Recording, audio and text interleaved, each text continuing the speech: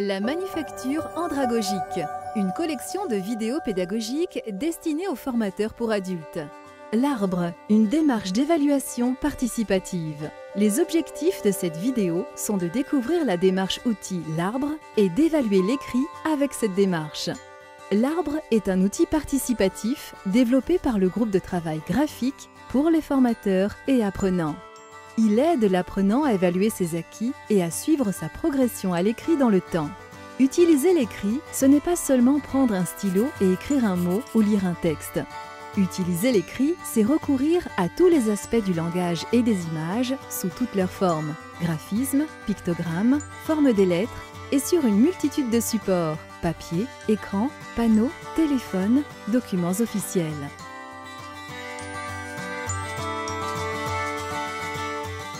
L'évaluation permet à l'apprenant de prendre conscience de tous les acquis informels qu'il possède déjà et sur lesquels il peut se baser pour progresser. Cette prise de distance permet justement à l'apprenant de se rendre compte que même s'il dit qu'il ne sait pas lire ou écrire, il entretient tout de même une relation avec l'écrit.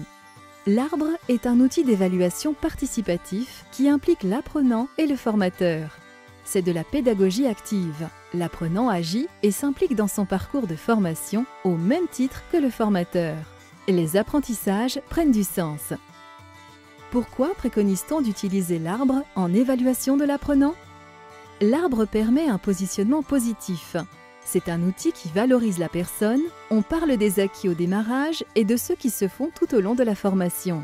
L'apprenant prend du recul et prend donc conscience de ses acquis et de ses acquisitions. Enfin, c'est un outil qui permet au formateur d'accompagner l'apprenant à son rythme dans cette prise de conscience. Mais en détail, comment ça marche? L'arbre du groupe est dessiné par les apprenants et le formateur. Les arbres individuels peuvent être dessinés par les apprenants ou être une copie de l'arbre du groupe. L'arbre est composé de 4 parties distinctes correspondant à différentes composantes de la relation à l'écrit. La base est découpée en 4 composantes. Les pratiques au quotidien, les stratégies, les savoirs, la relation avec l'écrit. Sur l'arbre, c'est représenté par les racines, puisque c'est sur ce quoi on s'appuie. Notre arbre dispose de 4 racines. La première illustre les pratiques au quotidien. L'objectif de cette activité est de prendre conscience que toute pratique de l'écrit est légitime. Écrire sur un post-it pour dire qu'on rentre à 5 heures, demander par texto à son fils de ramener du pain, lire des panneaux pour s'orienter, utiliser un distributeur automatique de billets, prendre de l'essence à la pompe automatique 24 heures sur 24, taguer une photo sur Facebook, déclarer sa situation sur Pôle emploi, écrire une carte postale. Pour prélever ces informations, le formateur va poser des questions. Quel écrit j'utilise? Où j'utilise de l'écrit? À quelle occasion?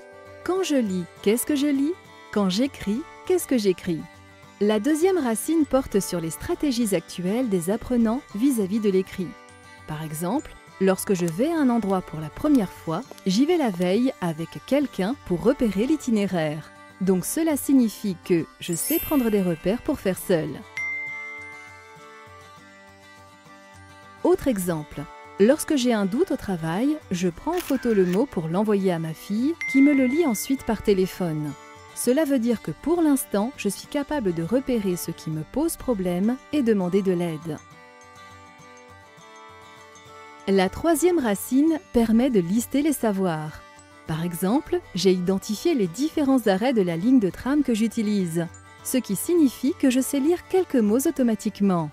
Je sais que dans le nom du quartier de Grenoble, Arlequin, le 1 s'écrit IN, que dans maillot de bain, c'est AIN. Cela veut dire que je connais plusieurs combinaisons de lettres pour faire un même son. Dans la quatrième racine, on va chercher à identifier la relation à l'écrit. Qu'est-ce que ça me fait d'écrire? À quoi je pense quand j'écris? Quand je lis? Est-ce facile? Difficile? Est-ce que j'y prends du plaisir? Par exemple, quand j'écris à ma sœur, j'ose écrire moi-même.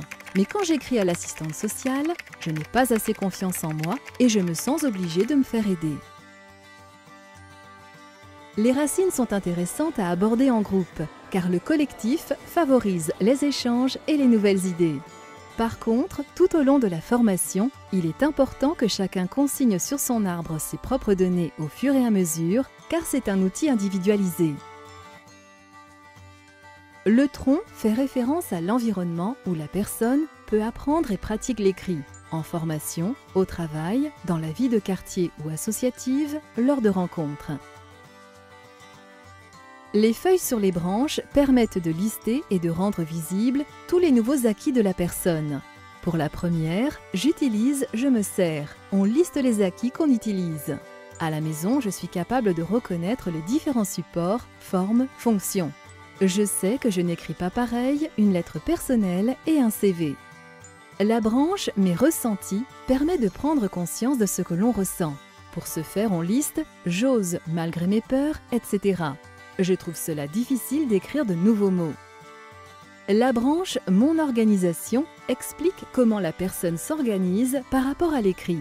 Par exemple, comment dans un écrit je sais maintenant identifier l'émetteur, comment je reconnais un courrier officiel à l'enveloppe à fenêtre, ou encore comment je différencie les logos d'une administration à l'autre.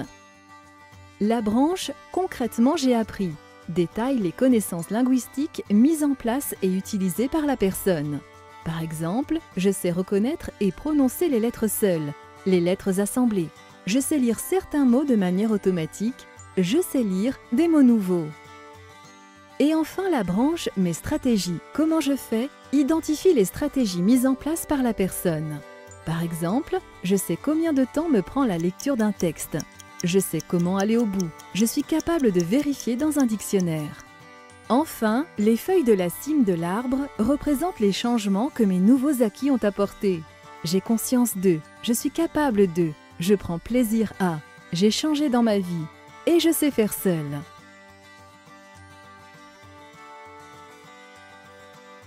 Méthodologie. Le groupe remplit progressivement un arbre en animation collective. Au démarrage de la formation, à la fin de chaque unité d'apprentissage ou d'un bilan intermédiaire et à la fin de la formation. Chaque apprenant dessine aussi son arbre personnel et y reporte ce qui fait sens pour lui.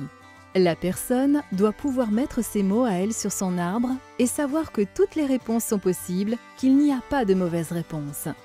La personne peut écrire seule un mot-clé ou une phrase. Le formateur peut aussi lui prêter sa main et écrire sous sa dictée. Ou bien les apprenants peuvent illustrer toutes les parties de l'arbre avec des dessins, des images ou des photos. L'arbre n'est pas figé. Les arbres symboliques, collectifs et individuels fonctionnent selon les saisons comme les arbres dans la nature. On peut perdre des feuilles, oublier, être parasité, traverser des difficultés et renaître, faire repousser celles qui sont tombées et ajouter de nouvelles feuilles.